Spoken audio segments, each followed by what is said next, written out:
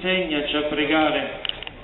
Con lo stesso desiderio di imparare, noi ci rivolgiamo al Padre San Francesco: insegnaci a pregare.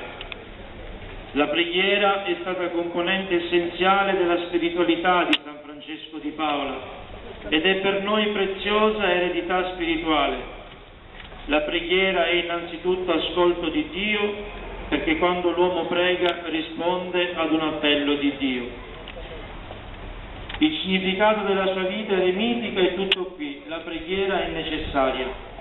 San Paolo così esortava i cristiani di Efeso: pregate in ogni tempo, con ogni forma di orazione e di supplica, per mezzo dello Spirito. Alla preghiera dei giusti Dio lega spesso la sua azione di salvezza.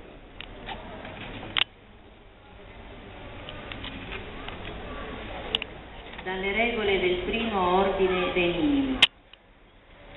Ciascuno è pure esortato ad applicarsi alla santa orazione, ricordandosi che la pura e assidua orazione dei giusti è una grande forza e come un fedele messaggero compie il suo mandato, penetrando là dove non può arrivare la carne.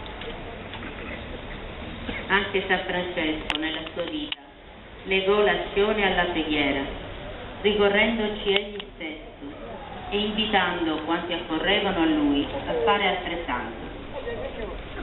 Basandosi sugli insegnamenti evangelici e mettendo a frutto tutta la tradizione spirituale cristiana, anche il nostro padre San Francesco ci ha insegnato come pregare.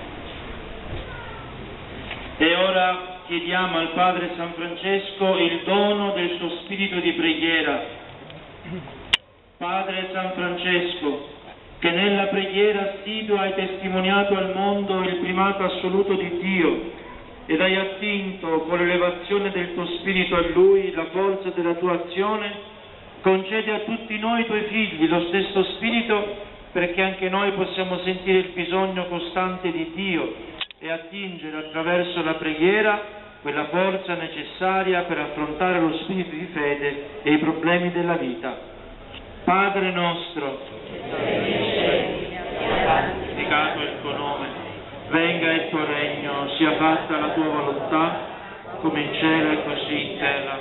Dacci oggi il nostro pane quotidiano e rimetti a noi i nostri debiti, come noi li rimettiamo ai nostri debitori, e non ci indurre in tentazione, ma liberaci dal male. Amen. San Francesco di Paola, benedici la nostra parrocchia. Viva San Francesco!